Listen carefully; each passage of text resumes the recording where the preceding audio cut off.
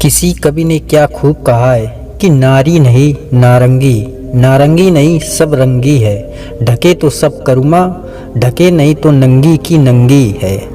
आज जो कहानी मैं आपको सुनाने वाला हूँ वह बहुत ही खास है। यह कहानी है क्रिया चरित्र की।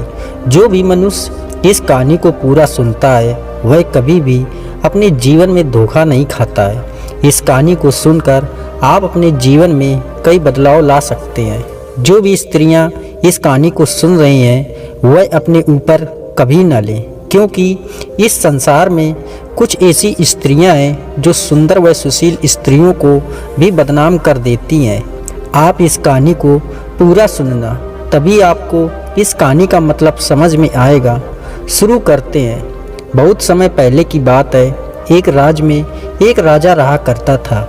वह राजा बहुत ही धर्मात्मा था। उसकी चर्चाएं बहुत दूर दूर तक फैली हुई थी। उस राजा का एक पुत्र था जो कि बहुत ही सुंदर था।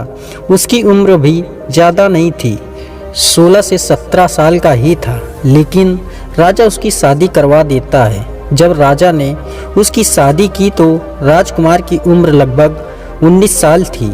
राजा बूढ़ा हो चुका था, तो एक दिन राजा ने सोचा कि राजकुमार को ही राजा बना देते हैं। फिर राजा ने राजकुमार को राजा बना दिया। पहले के ज़माने में राजाओं की बहुत सारी शादियां होती थी, उनकी बहुत सारी पत्नियां भी रहती थी। इसीलिए राजा ने राजकुमार की भी 7 शादी करवा दी। अब राजकुमार के 7 रानियां हो गई। राजकुमार की अभी शिक्षा पूर्ण भी नहीं हुई थी, इसीलिए वह पास के एक गुरुकुल में शिक्षा ग्रहण करने के लिए जाता था। एक दिन की बात है, जब राजकुमार शिक्षा ग्रहण करने के लिए गुरुकुल जा रहा था तो उसे रास्ते में एक पढ़िहारी मिली। वह पढ़िहारी दिखने में बहुत ही सुंदर थी। उस पढ़िहारी ने राजकुमार से पूछा कि राजा, आप रोज़ रोज़ कहाँ जाते हो? तो राजकुमार ने कहा कि मैं गुरुकुल में शिक्षा ग्रहण करने के लिए जाता हूँ। फिर पढ़िहारी कहती है कि अच्छी बात है, क्या आपने क्रिया चरित्र पढ़ा है?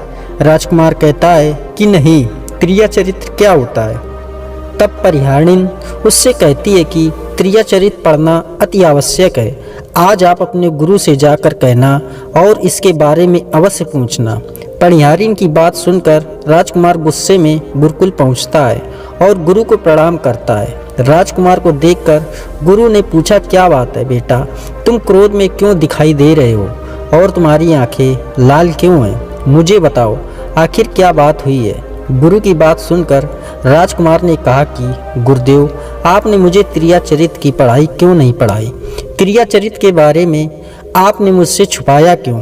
राजकुमार की बात सुनकर गुरु बोले कि बेटा, तुम क्रिया चरित्र नहीं पढ़ोगे, क्योंकि क्रिया चरित्र पढ़ना खतरे से खाली नहीं है। यदि तुमने क्रिया चरित्र पढ़ लिया तो उससे तुम्हारी जान भी जा सकती है। गुरु की बात सुनकर राजकुमार कहता है कि गुरुदेव, आप इसकी चिंता मत करिए, मैं अपनी रक्षा स्वयं कर सकता हूँ। आप केवल मुझे क्रिया चरित्र के बारे में पढ़ाइए। इसके बाद गुरु ने कहा कि ठीक है। गुरु क्रिया चरित्र पढ़ाते हैं। क्रिया चरित्र पढ़ते पढ़ते राजकुमार को 1 वर्ष बीत गया, और जब 1 वर्ष बीत गया तो गुरु ने कहा कि अब तुम्हारी शिक्षा पूर्ण हो चुकी है। अब तुम अपने घर जा सकते हो और अपने राज्य को चला सकते हो। अब तुम्हें यहाँ आने की कोई आवश्यकता नहीं है। राजकुमार ने कहा कि ठीक है गुरुदेव। राजकुमार जैसे जाने लगता है तो गुरुजी उसे रोक लेते हैं और उससे कहते हैं कि बेटा, मैं तुम्हें एक ऐसा गुटखा देता हूँ जिसे तुम जब अपने कान में लगाओगे तो तुम्हें कोई भी नहीं पहचान पाएगा और तुम उसे पहचान लोगे। फिर गुरु राजकुमार से कहते हैं कि आज रात तुम अपने महल से करीबन रात 12 बजे निकलना और जंगल की तरफ पूर्व दिशा में जाना। इस बात का ध्यान रखना कि जब भी तुम पूर्व दिशा की ओर जाओ तो अपने कान में इस गुटके को पहन लेना और वहीं पर खड़े हो जाना। इसके बाद में राजकुमार गुरु से कहता है कि ठीक है गुरुदेव, मैं ऐसा ही करूँगा। वह गुटका लेकर महल की तरफ आ जाता है।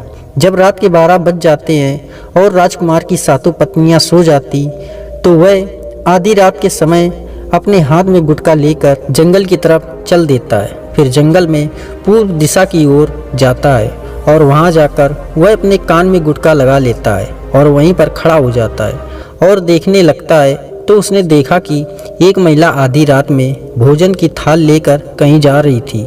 जब उसे ध्यान से देखता है तो कहता है कि यह तो वही पनिहारिन है जिसने मुझे क्रियाचरित पढ़ने को कहा था, लेकिन यह आधी रात में भोजन की थाल लेकर कहाँ जा रही है। उसे जंगल में एक साधु अपनी कुटिया बनाकर रहा करते थे और वह साधु जादूगर था।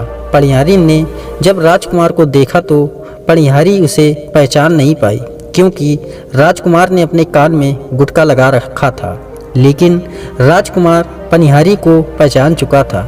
राजकुमार अपने मन में सोचता है कि चलो इसका पीछा करते हैं, आखिर ये आधी रात में भोजन लेकर कहाँ जा रही है और क्यों जा रही है। इसके बाद राजकुमार पनिहारी का पीछा करने लगता है और छुपता छुपता उसके पीछे पीछे चलने लगता है। पनिहारी जंगल में रह रहे उस साधु के पास पहुंच जाती है। वह साधु के पास एक जादुई पोटली थी। वह साधु जादूगर था। राजकुमार की पनिहारी के पीछे पीछे उस साधु की कुटिया तक पहुंच जाता है और देखता है कि पनिहारी साधु के पास जाती है और उन्हें प्रणाम कर वहां बैठ जाती है। इसके बाद साधु पनिहारी से कहता है कि अरे पनिहारी, पहले तुम मुझे यह बताओ कि आज तुम्हें यहाँ आने में देरी कैसे हो गई। तो पनिहारी हाथ जोड़कर उससे कहती है कि स्वामी, मेरा गौना हो चुका है और मेरे पति मुझे लेने के लिए आए हैं और मुझे कल लेकर चले जाएंगे, इसीलिए मुझे उन्हें सुलाने में थोड़ी देर लग गई। इसी वजह से मैं आने में लेट हो गई। जब ये बात साधु ने सुनी कि पनिहारी का विवाह हो चुका है और उसका पति उसे लेने आया है, तो वह साधु पनिहारी से कहता है, इसका मतलब तो यह है कि तुम अपने पति के साथ जाना चाहती हो, तो हमारे पास क्यों आई हो, चली जाओ उसी के साथ। उसके बाद पनिहारी कहती है कि मैं आपके बिना नहीं रह सकती, मैं आपके बिना जी नहीं सकती। तब साधु कहते हैं तो इसके लिए तुम्हें एक काम करना हो। इसके बाद साधु अपने झोले से एक चाकू निकालता है और पनिहारी से कहता है कि तुम्हें अपने पति को मारना होगा। फिर चाकू देते हुए उससे कहता है कि यह लो और अपने पति की गर्दन को काट कर मेरे पास ले आओ। उसके बाद मैं तुमसे विवाह कर लूँगा। उसके बाद तुम्हें अपनी पत्नी बनाऊंगा। इसके बाद पनिहारी बिना कुछ सोचे समझे वह चाकू ले लेती है और दौड़ते हुए अपने घर जाती है और घर जाकर अपने सोते हुए पति की गर्दन काट देती है और उसके गर्दन को लेकर साधु के पास आती है। वह राजकुमार पनिहारी का यह सब कारनामा देख रहा था। जब साधु ने देखा कि वह अपने पति को मारकर उसकी गर्दन यहाँ लेकर आ गई, तो साधु को बहुत गुस्सा आया और साधु ने उसको लात मारी और कहा कि भाग जा यहाँ से। जब तू अपने पति की नहीं हो सकी, जिसके साथ तुमने 7 फेरे लिए हैं, तो मेरी क्या खाक होगी। मेरी नज़रों के सामने से हट जा और चली जा यहाँ से। अगर दोबारा यहाँ आई तो मैं तुम्हें जीवित नहीं छोड़ूंगा। साधु की बात सुनकर पनिहारी के पैरों तले जमीन खिसक गई। उसने सोचा कि मैंने तो उसके कहने पर अपने पति को मार डाला। इसने जो जो मुझसे कहा मैंने वह सब किया और यही मुझे धक्के मारकर यहाँ से भगा रहा है। इसके बाद वह अपने पति की कटी हुई गर्दन लेकर वापस अपने घर लौट आई और चारपाई के पास बैठकर अपने पति की कटी हुई गर्दन को जोड़ दिया। और जब सवेरा हुआ तो जोर जोर से रोने लगी, चिल्लाने लगी, कहने लगी कि किसी ने मेरे पति की हत्या कर दी है, ताकि गांव वालों को लगे उसे कुछ पता ही नहीं है। लेकिन उस पनिहारी से सारा कारनामा राजकुमार देख रहे थे। पनिहारी के रोने की चिल्लाने की आवाज़ सुनकर सारे गांव वाले इकट्ठा हो जाते हैं। फिर दाह संस्कार के लिए उसके पति की लाश को लेकर गांव के बाहर जाते हैं और वह पनिहारी भी अपने पति की लाश के पीछे रोती हुई, भागती हुई चिल्लाती रहती है और शमशान पहुंच जाती है और वहां जाकर कहती है कि मैं भी सती बनूंगी, क्योंकि जब मेरे पति ही नहीं रहे तो मैं जी कर क्या करूंगी। मैं भी उनके साथ सती होना चाहती हूँ। राजकुमार को उसकी बातें सुनकर हंसी आती है और राजकुमार कहने लगता है कि त्रिया चरित जाने न कोई और कसम मार कर सती हुई। राजकुमार की बातें और कोई नहीं समझता है, लेकिन वह पनिहारी समझ जाती है और राजकुमार से कहती है कि मुझे पता है राजकुमार, तुम मेरे बारे में ही कह रहे हो, लेकिन मैं सती हो जाऊंगी।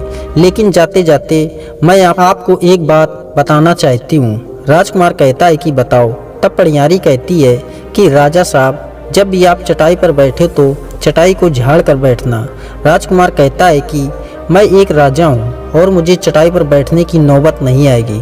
तब पनियारी कहती है कि जब भी आपको नौबत आए तो आप चटाई को झाड़ लेना।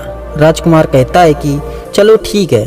इतना कहकर वह पनियारी अपने पति के साथ सती हो जाती है और राजकुमार उनका अंतिम संस्कार करवा कर अपने घर आ जाता है। इसी तरीके से पूरा दिन व्यतीत हो जाता है और जब दूसरी रात आती है तो वह फिर से अपने कान में गुटका लगाकर जंगल में पूर्व दिशा की ओर उसी स्थान पर जाकर खड़ा हो जाता है और उस रात को वह देखता है कि उसकी सातों पत्नियां भोजन की थाल लेकर उसी साधु की कुटिया की तरफ जा रही है। जैसे राजकुमार अपने सातों पत्नियों को देखता है तो उसके पैरों तले से जमीन खिसक जाती है।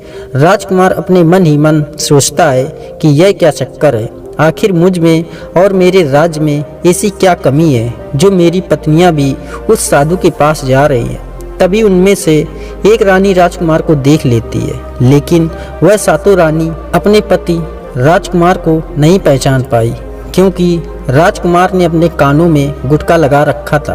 तभी उनमें से एक रानी बोली, अरे लड़के, तू इतनी रात में यहाँ पर क्यों खड़ा है? चल हमारी ये थाली लेकर उस कुटिया तक पहुंचा दे। बिना सोचे समझे राजकुमार ने वह थाली अपने हाथों में ले ली और अपनी रानियों के साथ कुटिया की तरफ चल पड़ा। जब सातों रानियां राजकुमार के साथ साधु की कुटिया में पहुंचती है तो राजकुमार चुपचाप उनके साथ खड़ा हो जाता है और यह देखना चाहता था कि आखिर उसमें क्या नहीं है जो साधु में है। वो राजकुमार सब कुछ जानना चाहता था, लेकिन जब साधु ने राजकुमार को देखा तो सातों रानियों से पूछा कि यह कौन है। तब सातों रानियां कहती हैं कि स्वामी, यह बालक हमें रास्ते में मिला है, इसने हमारी सहायता की है तो हम इनको अपने साथ लेकर आ गए। आज रात आप इसे यहीं रहने दें, कल सुबह होते ही ये यहाँ से चला जाएगा।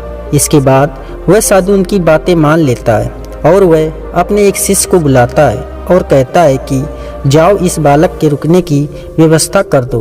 वो शिष्य राजकुमार को लेकर एक कमरे में चला जाता है। उस कमरे में एक चटाई बिछी हुई थी। फिर शिष्य कहता है कि देख भाई, तुझे आज इस चटाई पर ही सोना पड़ेगा। और वो शिष्य राजकुमार को इतना कहकर चला जाता है।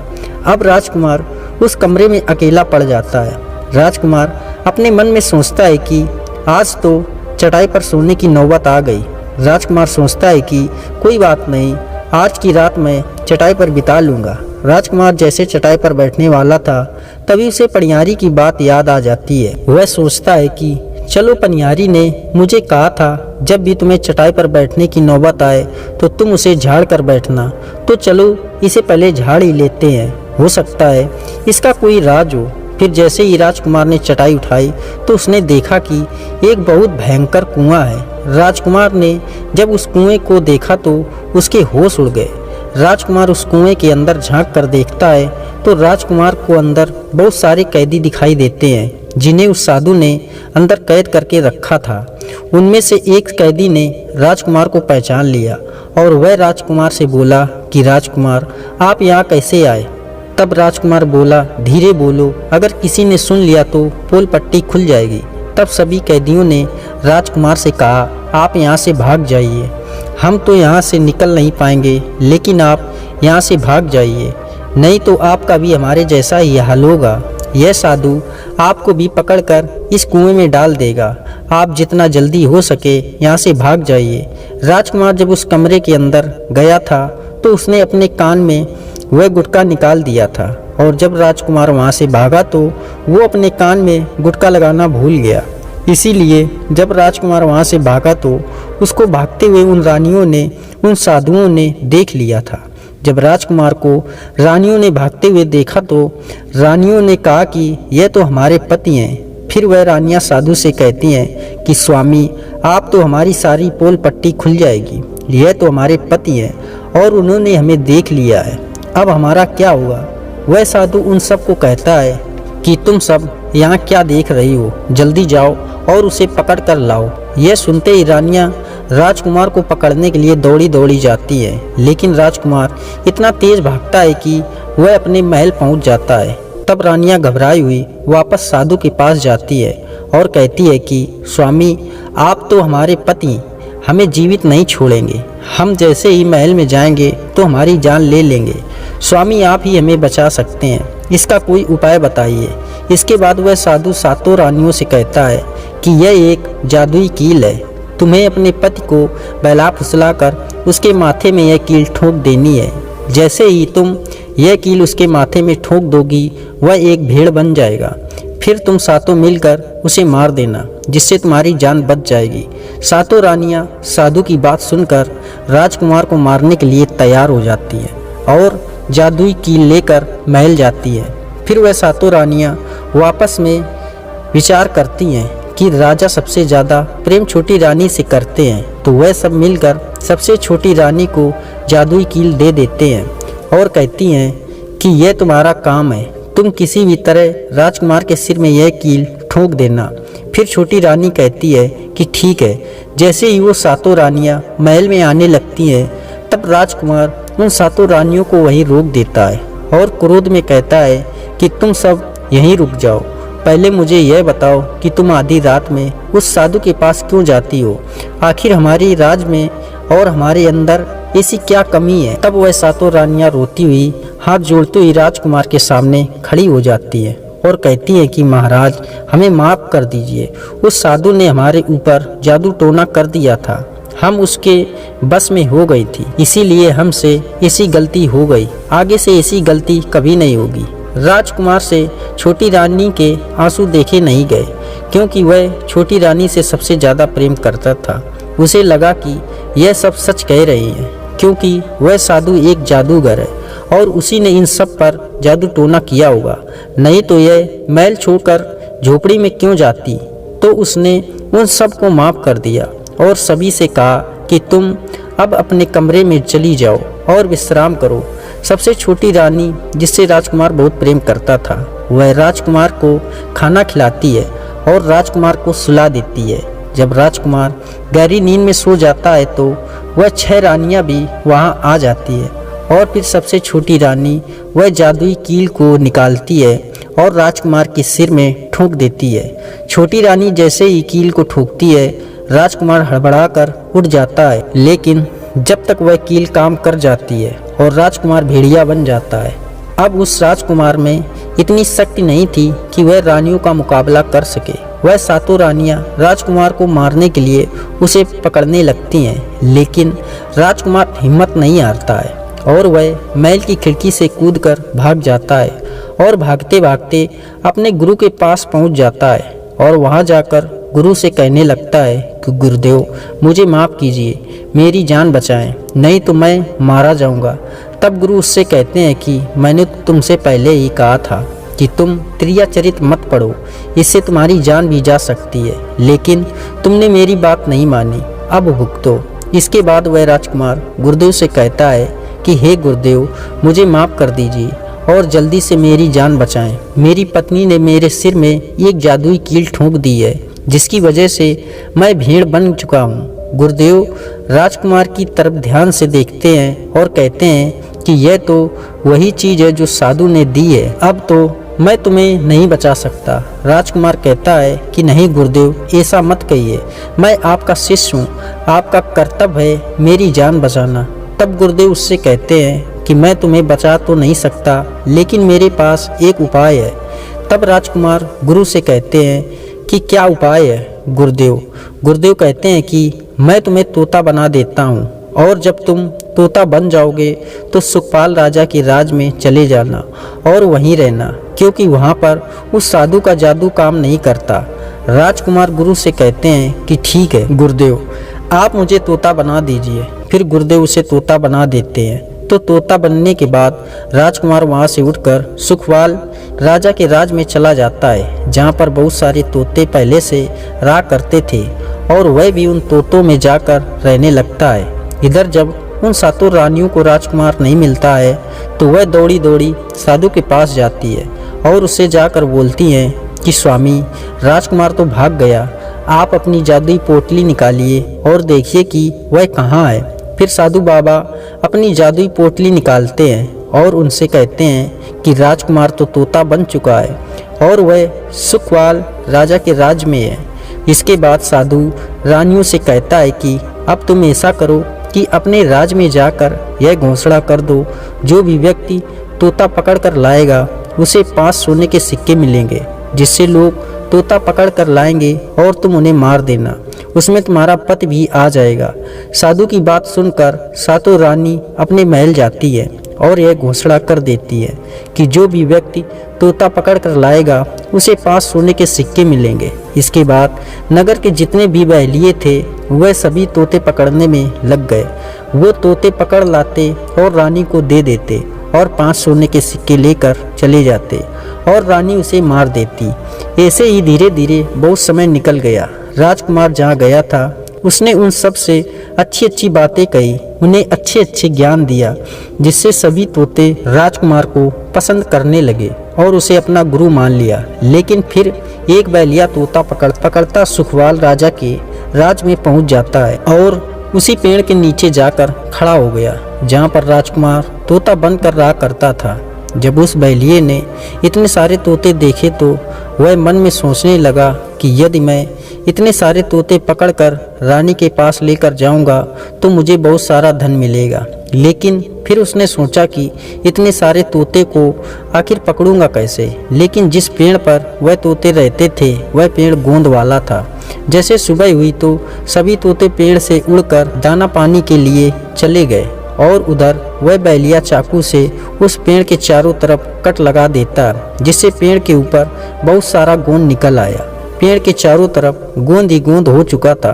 फिर वह बहलिया सोचता है कि जब वह सारे तोते आएंगे तो वह सभी पेड़ से चिपक जाएंगे और मैं उनको आसानी से पकड़ लूँगा।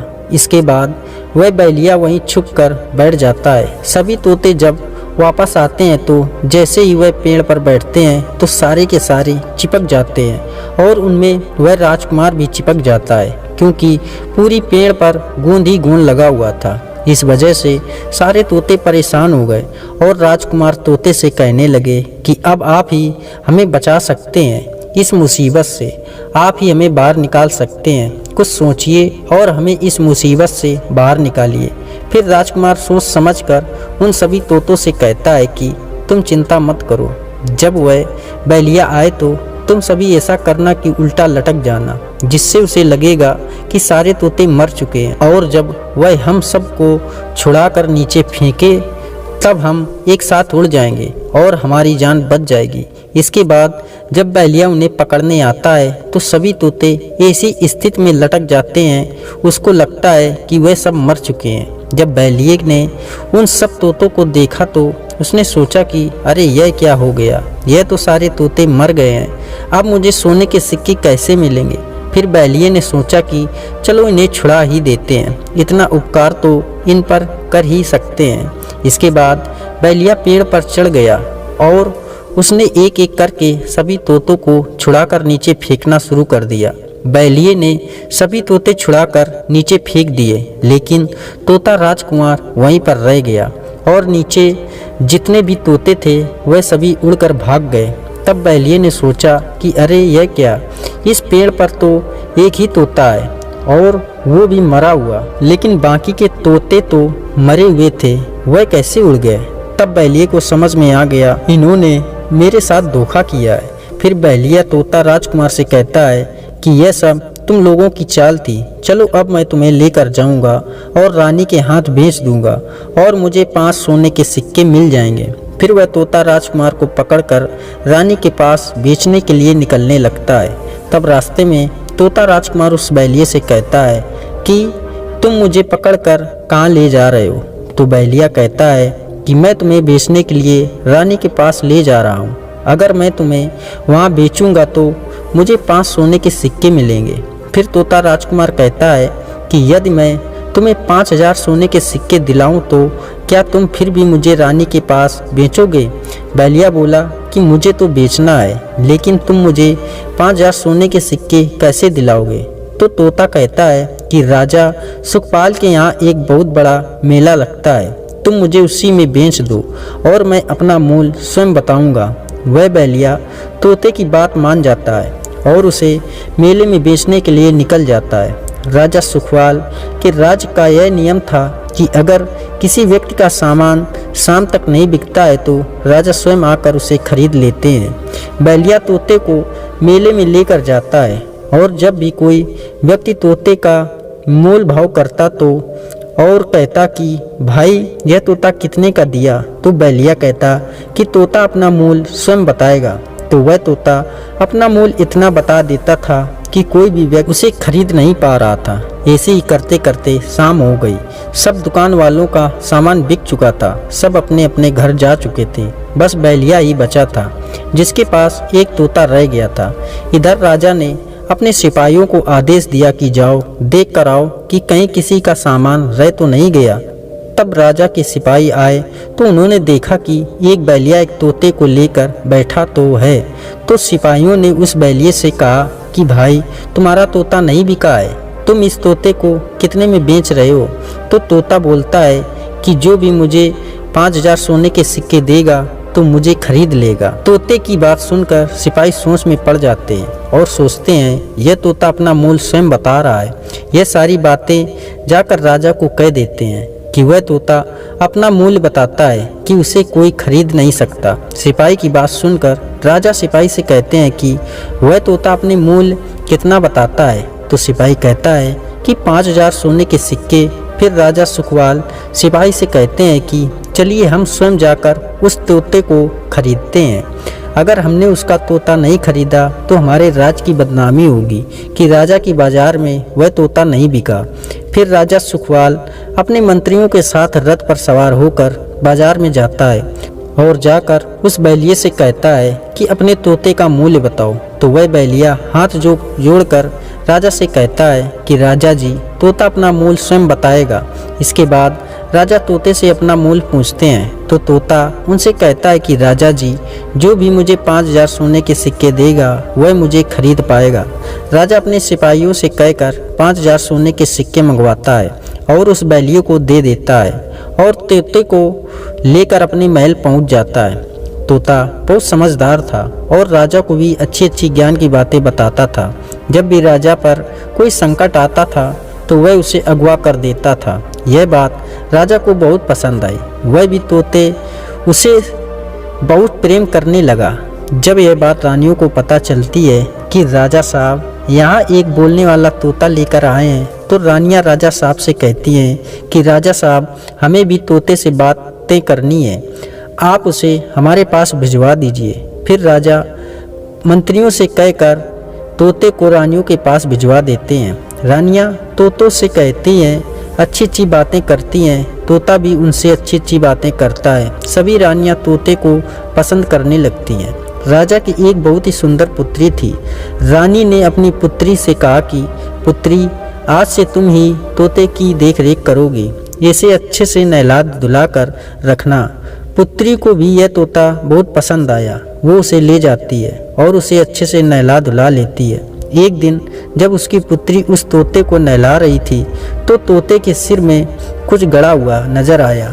तो उसने देखा कि तोते के सिर में कील गड़ी हुई है। तो पुत्री ने उस कील को निकाल दिया। जैसे ही उस पुत्री उस कील को निकाला तो तोता राजकुमार बन गया। यह देखकर वह राजकुमारी घबरा गई। तो राजकुमार ने कहा कि आप घबराइए मत, इस कील को वापस मेरे सिर में ठोक दीजिए, मैं फिर से तोता बन जाऊंगा और बाकी की बात मैं आपको रात में बताऊंगा।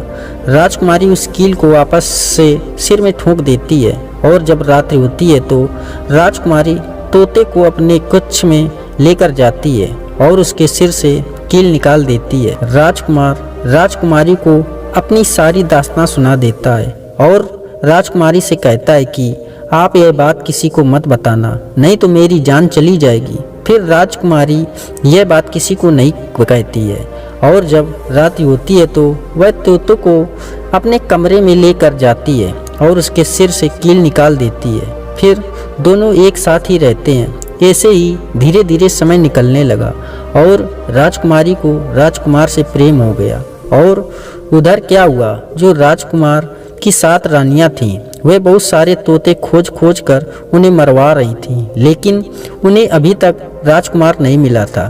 फिर वह 7 रानी यहाँ फिर से उस साधु के पास जाती है और उससे कहती है कि महाराज अभी तक हमें हमारे पति नहीं मिले, अगर वह हमें नहीं मिलेंगे तो हम उन्हें कैसे मारेंगे। फिर साधु महाराज अपनी जादू से पोटली खोलते हैं, उसमें देखते हैं और उनसे कहते हैं कि तुम्हारे पति अभी तक सुखवाल राजा के दरबार में ही हैं, वो राजा के महल में रह रहे हैं। फिर साधु उन सातों रानियों से कहता है कि तुम सब नृत्य कला सीखो, जब तुम नृत्य कला सीख लोगी तो हम सब राजा के दरबार में जाएंगे और नृत्य करेंगे। जब राजा हमसे प्रसन्न हो जाएंगे और हमसे कुछ मांगने को कहेंगे तो हम उस तोते को मांग लेंगे और उसे मार देंगे। धीरे धीरे समय बीतता गया, साधु तबला बजाता और रानी नृत्य करती। फिर वह सातों रानी नृत्य सीख लेती है। अब साधु और वह सातों रानियां भेष बदलकर राजा सुखवाल के दरबार में चले जाते हैं। राजा सुखवाल ने उन्हें अपने दरबार में देखकर उनसे पूछते हैं कि आप लोग कौन हैं। तो वह साधु सबसे कहता है कि हम सब नृत्य कला वाले हैं और हम आपको अपना नृत्य दिखाना चाहते हैं। राजा सुखवाल को भी गाना बजाना बहुत पसंद था, इसीलिए वो उनसे कहता है कि ठीक है, दिखाइए। फिर वह साधु गाना बजाना शुरू करता है और वह सातों रानी नृत्य करती हैं। उधर जब यह गाना बजाने की आवाज़ वह तोता सुनता है तो वह समझ जाता है कि साधु उनकी सातों रानियों को लेकर उसे पकड़ने आया है। जब रात को जाती है तो राजकुमारी तोते को लेकर अपने कमरे में जाती है और तोता राजकुमारी से सारी बातें कह देता है और उसे कहता है कि राजकुमारी, यह जो साधु गाना बजाने वाला आया है यह वही साधु है। यह अपने नाच गाने से राजा को प्रसन्न करके मुझे मांग लेगा और मुझे मार देगा। इसलिए अगर राजा मुझे मांगने आए तो आप मुझे मत देना और कह देना कि मैं तोता नहीं दूंगी। अगर राजा फिर भी जिद करे तो आप इस पिंजरे को फेंक देना, मैं अपने बचने का रास्ता स्वयं खोज लूँगा। इधर रात भर गाना बजता रहा। उनके नाच गाने से राजा प्रसन्न हो जाते हैं और उनसे कहते हैं कि मांगो, तुम्हें क्या चाहिए। तो वह साधु राजा से कहता है कि हमें वह तोता चाहिए जो आपने कुछ दिनों पहले खरीदा था। साधु की बात सुनकर राजा अपने मंत्री से कहता है कि जाओ उस तोते को लेकर आओ। मंत्री राजकुमार के पास जाता है और तोता मांगता है, लेकिन राजकुमारी देने से मना कर देती है। तो राजा स्वयं तोते को लेने राजकुमारी के पास जाते हैं, लेकिन राजकुमारी राजा को भी मना कर देती है। लेकिन जब राजा नहीं मानते हैं तो गुस्से में आकर राजकुमारी पिंजरे को फेंक देती है। जैसे ही वह पिंजरे को फेंकती है तो वह पिंजरा टूट जाता है और वह तोता एक सरसों का दाना बन जाता है। यह देखकर साधु तुरंत एक कबूतर बन जाता है और उस दाने को चुगने लगता है, लेकिन वह दाना फिसलकर नाली में गिर जाता है और नाली में बहने की वजह से वह बाज बन जाता है। फिर वह बाज तुरंत वहाँ से उड़ता है और झपट कर कबूतर पर आता है, उसे मार देता है और फिर साधु की मृत्यु हो जाती है। राजा यह सब देखकर हास्यचकित हो जाता है। वह बाज उस कबूतर को मारकर फिर से तोता बन जाता है। फिर राजकुमारी तोते की सिर से कील निकाल देती है। कील निकालने के बाद वह तोता एक सुंदर राजकुमार बन जाता है। फिर वह राजकुमारी अपने पिता को सारी बात बता देती है कि राजकुमार राजा से कहता है कि मैं आपकी पुत्री से प्रेम करता हूँ और मैं इनसे शादी करना चाहता हूँ। फिर राजा अपनी पुत्री से पूछता है कि पुत्री, क्या तुम भी इनसे शादी करना चाहती हो। तो राजकुमारी कहती है कि हाँ पिताजी, मैं भी इनसे शादी करना चाहती हूँ। फिर राजा उन दोनों की धूमधाम से शादी करवा देता है और वह राजकुमार राजकुमारी को लेकर अपने महल लौट जाता है और महल जाने के बाद वह अपनी सातों पत्नियों को पकड़वाकर बंदी खाने में बंद करवा देता है। तो देखा दोस्तों आपने, आज की दुनिया में कोई भी भरोसे के लायक नहीं है, इसीलिए जिस पर भी भरोसा करो सोच समझ कर करो। दोस्तों मिलते हैं इसी दूसरी कहानी में, तब तक अपना और अपनों का ख्याल रखें। धन्यवाद, नमस्कार।